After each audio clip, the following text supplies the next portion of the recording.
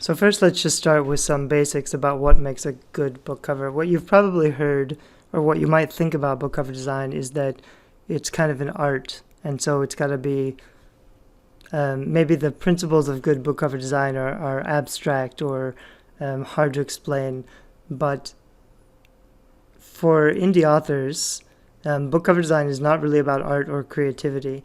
Book covers are packaging. They need to convey at a distance what the book has to offer, because maybe it's different for best-selling authors who can they already have a platform. The book cover for them is not to sell the book. The book cover's just kind of extra for fun. They want to do something interesting or different.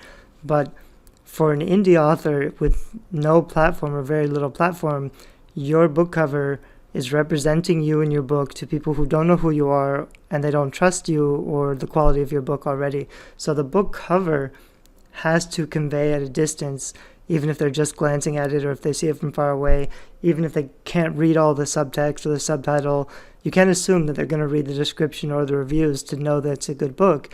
Your book cover has to tell them all of that right away. And that's why it's so important just to have it look professional, because even if you use a good picture, even if you think it's all right, if the text isn't laid out very cleanly, if it doesn't look like it's professionally done, and even if people aren't designers, they can tell when something is professionally done. They can't really explain it or put it into words. Maybe they wouldn't be able to say exactly what's wrong with it, but it's just kind of a feeling. Things will feel off, or they'll feel too busy, or it just won't feel as good as a real book, a traditionally published book that's well designed. So your book cover, it's got to be professional enough just to make it look like it's a real book. Because there are a lot of people self-publishing books that aren't very good, and not always, but often the people who don't have the budget or they don't put the time and effort into making a book with a really strong cover, they also may not put the same amount of effort or time or money into things like editing or formatting. And so if readers want a really good reading experience, they're going to want a professionally made book. And so the book cover, first, it's just got to be really professional, but it's also got to tell the right readers what's in the book. And that's why you don't really want to take risks by being too different or trying something new or trying something that's not obvious.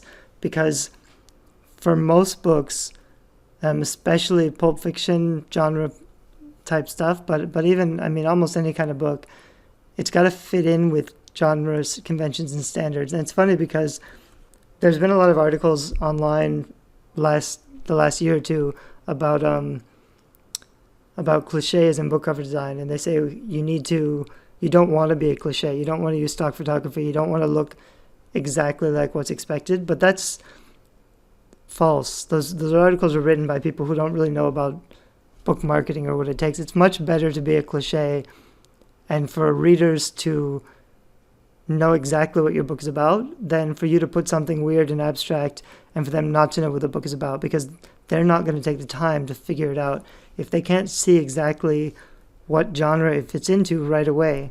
And you do that with color and texture and font. I'll show you in detail what types of things you can do for each genre later. It's got to look like a book in the genre. So what you really have to do is go to your Amazon category and look at the top 20 best-selling books in that genre or in that topic, and make sure your book cover looks like it fits in. Ideally, it'll look like it belongs there, and so it will have a lot in common with those other book covers. It should use maybe the same styles or fonts or colors. They're all going to be a little bit different, but you'll start to notice kind of patterns. Maybe 5 or 10 of the top 20 look kind of like this, and 5 or 10 look something else. You can choose the basic style you like and then make your book look like something that fits there.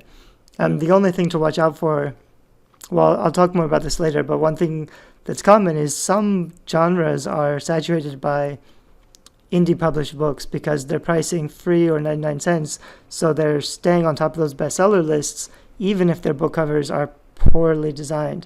So you may find some categories where all the top 20 books are best-selling and they don't have good covers, and that's kind of it's nice that you can still sell a book well with a not great cover, but you don't want to risk it. And so if you have, you want to make the best book cover that you possibly can, so that that's one thing you don't have to worry about, because there's so many other things to worry about when you're publishing a book. Your book cover's got to hook attention and cause emotion in just 1 second. And so what a lot of indie authors are doing is they're just using huge text, because I think the way to hook attention is with really big, bold text. And that's not really true. It works in some genres, like some thriller or horror, where you really want that bold look. But it's not always important to have really big text, and making a lot of strong like explosions and colors and messiness isn't the right way to hook attention either. It really, causing emotion is more important, and you can usually do that with just colors and maybe a model with a certain expression on her face. And for nonfiction, it's a little bit different, so we'll talk about that in more detail also, but focus only on, you've only got like a second to catch their attention, and they've got to know kind of what the genre is and a little bit about the setting and the major conflict, but they've got to feel something. They've got to look at it and feel like, something that makes them have some kind of a desire to find out more about your book. And so just having the book cover that's strong enough to catch their interest, hook their emotion a little bit, make them feel something, so that they'll take 10 more seconds to click on it and read the description. That's the goal of the cover, is just to get the click. Or in the bookstore, if it's in a bookstore, it's just to get them to pick up the book and turn the book over to find out what the book is about. You want to hook their attention enough to get them interested in finding out what the book is about, to see if they want to make a purchase decision or not. So that's what